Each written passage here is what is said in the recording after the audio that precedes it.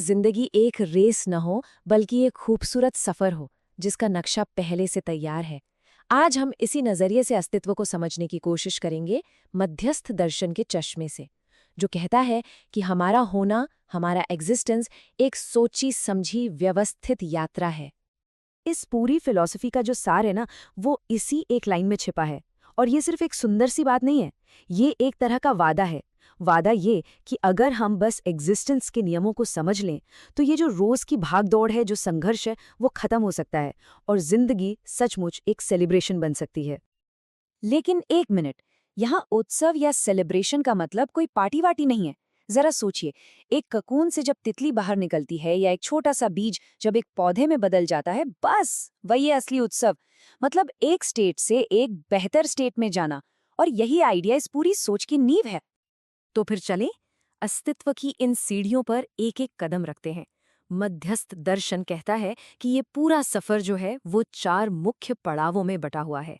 चलिए देखते हैं कि हर पड़ाव पर क्या राज छिपा है। ये रहीं वो 4 मंजिलें।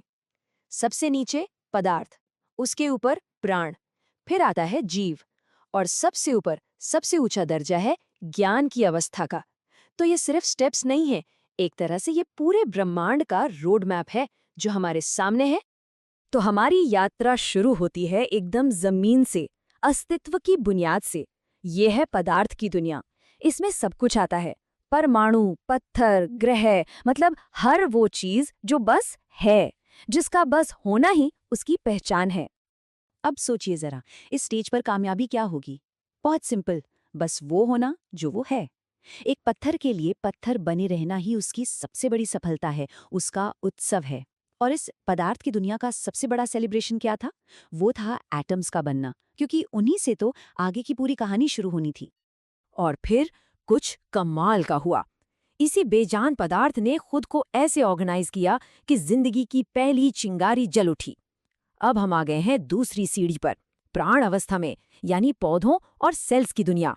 इस अवस्था का उत्सव है जीवन की पहली सांस, वो पहली हरकत जो इसे पदार्थ से अलग करती है। और इसका आचरण, वो एक तयशुदा अनुशासन में है। आम के बीज से आम ही उगेगा, कुछ और नहीं। अब कहानी में एक नया मोड़ आता है। जीवन अब सिर्फ सांस नहीं ले रहा, वो महसूस भी कर रहा है। यहाँ चेतना का जन्म होता है और उसके साथ आती हैं इच्छाएं। ये है जीव अवस्था। जीवों की दुनिया में सबसे बड़ा उत्सव है जीने की चाह और अपनी नस्ल को, अपने वंश को आगे बढ़ाना। उनका हर काम, हर वृत्ति इसी एक लक्ष्य के लिए है। उनका आचरण सुख और सुरक्षा की तलाश तक ही सीमित रहता है। और अब हम आते हैं इस विकास यात्रा के शिखर पर, ज्ञान अवस्था पर। यहाँ कुछ ऐसा होता है जो इंसानों को पूरी कायनात में सबसे अलग बना देता है। यहीं पर सब कुछ बदल जाता है। इंसानों के लिए उत्सव सिर्फ जीना या वंश बढ़ाना नहीं है। हमारा असली उत्सव है समझना, सत्य और न्याय को समझना, और एक ऐसा समाज बनाना जहां सब मिलकर हार्मनी के साथ रह सकें।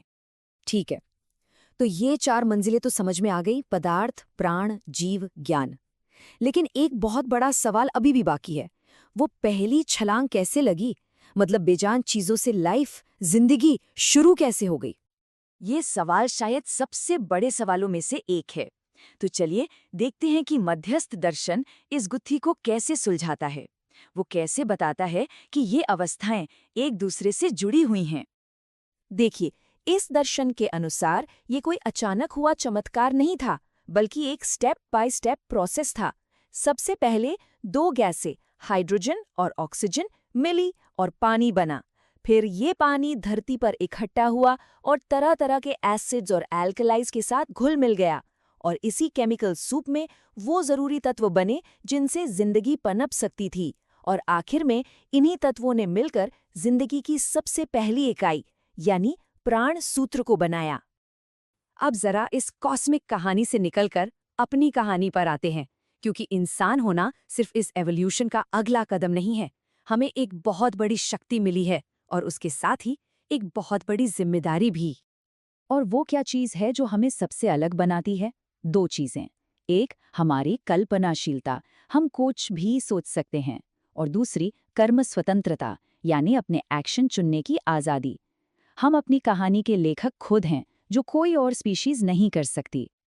और यहीं इसी आज़ादी के साथ हमारे सामने एक बहुत बड़ा चुनाव आता है। एक रास्ता है जीव चेतना का, यानी जानवरों की तरह सिर्फ अपने सुख और सर्वाइवल के लिए जीना, जो आखिर में संघर्ष और टकराव ही पैदा करता है। और दूसरा रास्ता है मानव चेतना का, अपनी समझ का इस्तेमाल करके जीना, जो एक न्याय पर टिके समाज की नींव रखता है। तो चलिए अब इन सब धागों को जोड़ते हैं।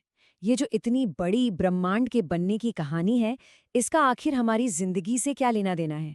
हम अपनी जिंदगी को एक उत्सव, एक सेलिब्रेशन कैसे बना सकते हैं?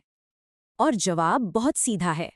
असली मानवीय उत्सव तब शुरू होता है जब हम एग्जिस्टेंस के इन नियमों को समझ लेते हैं और उनके साथ हार्मनी में जीना सीख जाते हैं। जब हम कुदरत से लड़ने के बजाय उसके साथ बहना शुरू करते हैं, तो सारा संघर्ष खत्म हो जाता है और तब हर पल एक जश्न बन जाता है। तो सवाल अब हम सबके लिए यही है। अस्तित्व के इस विशाल नक्शे को देखकर, अपनी जगह को पहचानकर हम कैसा जीवन जीना चुनते हैं? ये फैसला हम में से हर एक को खुद करना है।